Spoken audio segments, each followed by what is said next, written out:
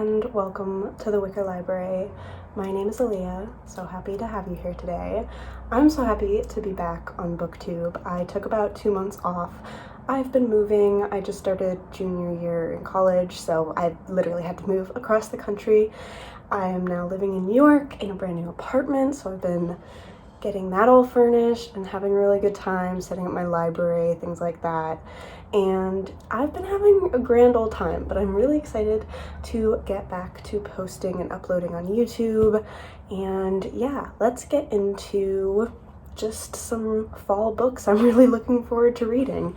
So these aren't all necessarily autumnal books. A lot of them are because I am a mood reader and I really like to spend my fall reading books that remind me of fall in some type of way. But there's also some books for my fall semester course, a literature course I'm taking, which I'll talk more about. There's some library books I have, all that good stuff. So yeah, let's get right back into things. I am going to begin with my true autumnal TBR. So these are books that remind me of fall or have some connection in my head to fall that I want to read this fall. So beginning with Ace is Wild by Amanda Dewitt. This book I've picked to read fall because I want to read it really soon and because it just feels fun to me. It feels not necessarily dark. It's about a big cast of asexual characters and characters on the aro ace spectrum just doing crimes, and it's a modern day book, so it's contemporary, but it feels really chaotic. I read an arc of Ren Martin Doesn't Care, I think that's the title, by this author, and I loved it so much, so I really wanted to read this book by her. So yeah, I'm really looking forward to this. I think it's a fall book just because I said so, you know? Like, I don't really know how to articulate why I think this is a fall book, but I just do. And my mood reader-ness is telling me I need to read this fall. So I'm going to listen, and I'm really certain I'm going to love it. The next book I can actually make a case for reading this fall, and that is The Late Americans by Brandon Taylor. I love Brandon Taylor's writing. I've just recently finished Filthy Animals, finally. I read Real Life a long time ago and I really enjoyed it, but I read Filthy Animals by him and it's just such a fantastic collection of short stories. I hesitate to even call it a short story collection because it does read as like one novel, and it's just, his writing is brilliant. His writing is spectacular and just makes me feel things, and all of his writing also gives very fall atmosphere. This, I don't know when this specifically takes place. It's, you know, it is a campus novel and it's a group of college students, and I love reading campus novels when I'm going back to school just because it gets me in the mood even more to read about school because I'm literally going back to campus myself.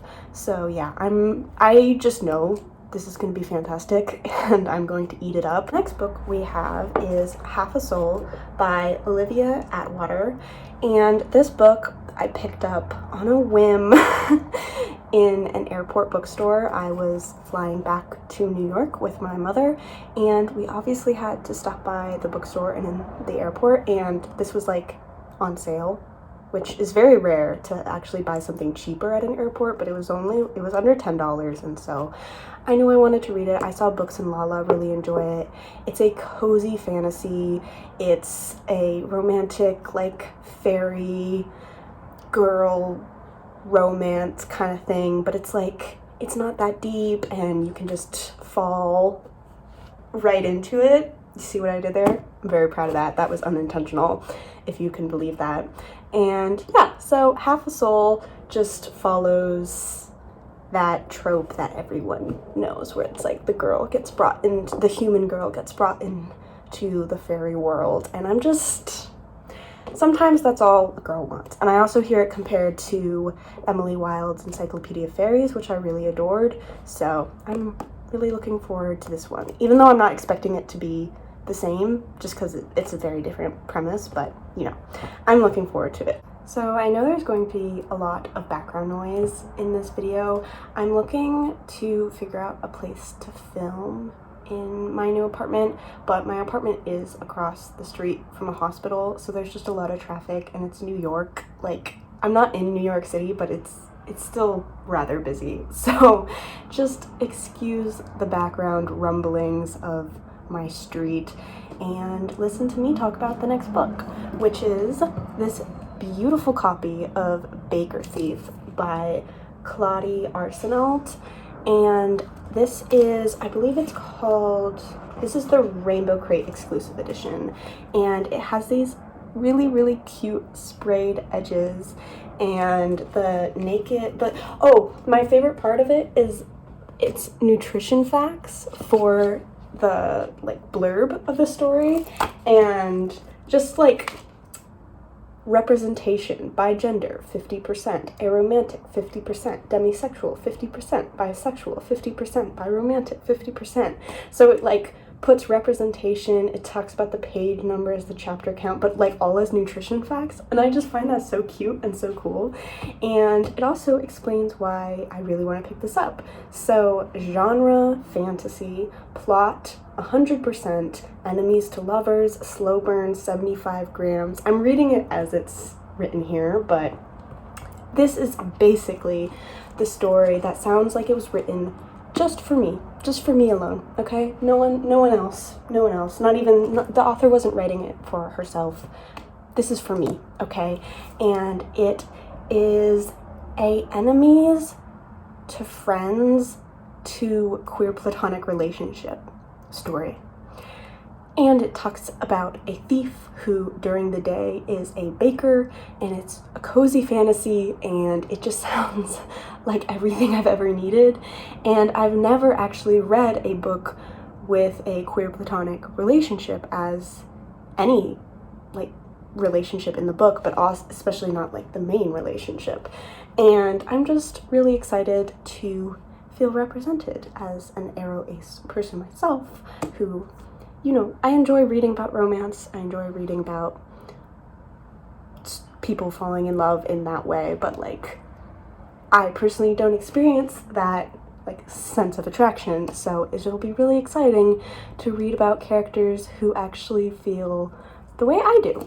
And yeah, the book is super cute. It has this like really cool like newsprint foiling hardcover, and it is so close to my heart already, and I cannot wait to pick it up. The final book that I want to talk about that's just in my fall TBR because they give fall vibes is Hellbent by Leigh Bardugo. Yes, I've owned this book for a while. I read Ninth House when it came out and I really enjoyed it. I don't know if upon reread I will enjoy it as much, just because I feel like my tastes have changed quite a bit since reading that, but Leigh Bardugo's writing and characterization always really appeals to me, and I'm really excited to finally dig into the sequel to a book I did really enjoy when I first read it. But the thing that has kept me from just digging into this is I do need to reread Ninth House in order to read this, because I don't remember shit from that book. And so yeah, it's basically putting two books on my TBR, but I know I can read it this fall. Like, I want to, and also this is like the autumn book, you know, this series. So yeah, I'm excited to dive into it. It's basically occult, magic, very dark. It is an adult series, so don't go in expecting like Six of Crows or that level of darkness. Like, this gets dark, and there's just magic and secret societies and going to hell, hellbent. There's probably dead rabbits because that's what's on the cover.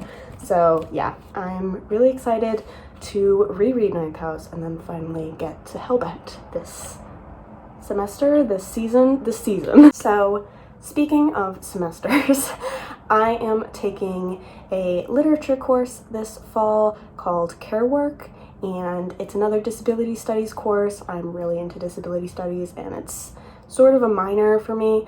I don't declare I don't have a declared major or anything, but I'm eventually going to go into library sciences. But until then, until that master's, I'm taking disability studies, sociology classes, literature classes, all that jazz. So I have a few books here that I've been wanting to read anyway, but are part of the required reading list for this class. And starting off with Crying in Mart by Michelle Zauner. And this book is a memoir, and it really just delves into the relationship between the author, who is also a singer, I believe, indie rock musician, and her relationship with her mother. And I'm just really excited to get into this, but I'm excited to read it for this class. I'm excited to read all of these books for this class because we are going to look at it through caregiving lenses and forms of care and things like that. But yeah, this is first up. I don't think I'm reading it first in my class, but it's first in my little pile here. The next book we have is Klara and the Sun by Kazuo Ishiguro. And I've read Never Let Me Go by this author, and I've been meaning to read more by him ever since I read that book. I read Never Let Me Go in another literature course that wasn't based around caregiving, but it's kind of funny because that book is very much so based around caregiving. So I'm curious because I know that this has like AI, and like this robot is basically created to play with this child, and like play is a form of caregiving, and so that's, I think, why we're picking it up for this class. But yeah, I don't know much else about it. I just know that I really enjoyed Never Let Me Go, and I hear good things about this. The next book I have is Care Work, Dreaming Disability Justice by the author Leigh Lakshmi Pyapsina Samasinga, and I am so excited for this book. So this isn't officially on our required reading list, but we're reading excerpts from it, and I thought I'd just get the book because it was on my list anyway. And this author came up actually in one of my previous classes, which was Black Trans Studies, and we read an essay from them. I think they were writing about Marsha P. Johnson, and they write just so beautifully, and I knew I wanted to read some of their work. And then I also found out that I believe they were at least born and raised in Oakland, California, and I'm from Oakland, California, so wait for the car to pass. Okay. Since I'm from Oakland, I always love to read authors that are also from my city. So yeah, this is exactly what it says, Dreaming Disability Justice. It is all a bunch of essays, and I just know it's going to be so good. Like, I just know. Next book is the next one I will be reading. So like, it's the first book that we'll be reading in this class, and it's also one of the ones I'm looking the most forward to. I know I'm saying that for literally every book, but like, this one, just trust me on it. And that is Lucy by Jamaica Kincaid. I read A Small Place by this author, I believe. I'm pretty sure I read that book. And I really liked Jamaica Kincaid's writing. I also see this book recommended as stories that feature feminine rage and anger, and a woman's anger. And I love to read that in books. I love when a character, specifically a woman, just is really allowed to feel all of her emotions in the text and really delve into being furious, being angry. And yeah, this book primarily follows a young woman named Lucy, and she's originally from the West Indies and comes to North America to work as an au pair for this couple and their 4 children. So I believe she's a caretaker in this, some form of that, and I don't think it's a good situation. I'm pretty sure it's going to really delve into her and her relationships with these people. And yeah, I'm just so ready for anything from Jamaica Kincaid, and I'm just really ready for this book and to talk about it in class. And yeah, I'm really I'm really excited to read it. I say that with everything, but I don't know what else to say. The final book that I am required to read this semester is The Cancer Journals by Audre Lorde. I have probably read some Audre Lorde essays, like just in classes and stuff like that, but I can't recall reading any actual like bound collection or anything by her yet. I've always wanted to because it's Audre Lorde, of course. And so yeah, this is exactly what it says. It's essays about her illness and all of that. Like, it's a care work class, so I can totally see why we are reading this, and I'm just really looking forward to finally picking up some of Audre Lorde's work. This is gonna be good. I can feel it in my bones. So we have finally come to my 2 library books, and they're 2 graphic novels that just feel very cozy and fall themed. And the first one is The Moth Keeper by Kay O'Neill. This is the same author that wrote The Tea Dragon Society, which is very well loved, beloved. I just love their art style, I love their storytelling, and I just want something cute and fun. I'm also taking a children's literature class this semester, and so I'm wanting to read more middle grade and younger books. So if you have any recommendations, graphic novel, any genre really at all, for middle grade or younger, that you really enjoy, or you know someone younger who really enjoys, I would be happy to hear those recommendations. But yeah, The Moth Keeper I know very little about, but it's magical, it's fantastical, and the art style, Jesus fucking Christ, that's so unnecessary. The art style just looks so cute and so cozy. And the next and final library book I have currently is Mooncakes by Wendy Xu, Suzanne Walker, and Jomette Gill. I just know this is queer. I'm pretty sure The Moth Keeper is also queer, but this just looks cozy, it's witchy. It's about witches, I think. And that's all I need to know. Again, the art is cute, the story looks great, there's cats on the cover. I need very little to be convinced to pick up a book. Those are all of the books that are on my TBR for the fall. I also am currently reading The Supper Club by Lara Williams, which I'm really enjoying and is very autumnal.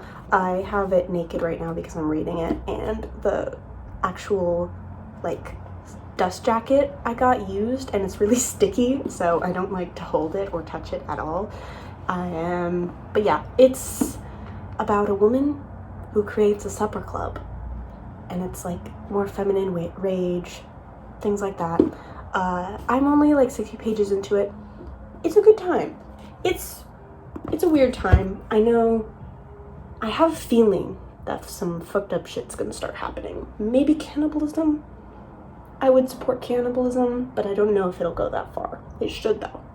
But the other book is a very big tone shift, and I'm also currently reading, and have been currently reading for probably like 2 months now, Braiding Sweetgrass by Robin Wall Kimmerer. I'm adoring this. It's an essay collection about indigenous wisdom, scientific knowledge, and the teachings of plants. And it also is really great for disability studies, care work, that kind of mentality. It just talks a lot about reciprocity. I don't know how to say that word. I just know what it looks like. And just, it's so beautiful and it's very powerful, but I've been reading it really slowly because I just want to take my time with it, and I've been just loving it. It's a bit repetitive, like there are some essays that I feel could be slimmed down because they're essays that are kind of echoing the same thing, but for the most part, it is just phenomenal. It's very hyped up and it's well worth the hype.